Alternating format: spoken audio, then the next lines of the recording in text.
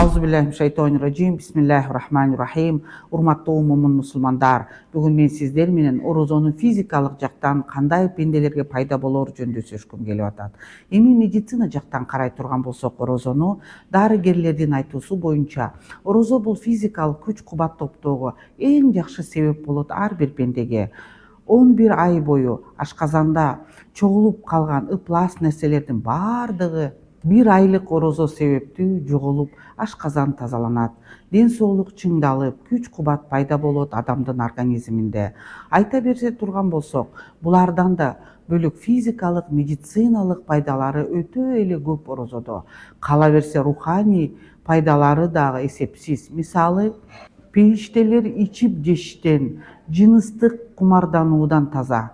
Мына дал ошондой эле орозо кармаган инсан бир аз мөөнөт болсо да периштелердикиндей сыпаттар менен сыпатталат. Урматтуу момун мусулмандар, орозо кармаңыздар. Саламу алейкум ва рахматуллахи ва баракатуху.